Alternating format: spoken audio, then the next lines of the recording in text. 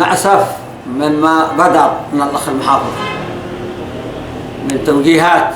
إلى الأخ قائد المنطقة الخامسة برفع تمنياته وطلبه أن ترفع أو يرفع الموقع في الطائف الذي يعني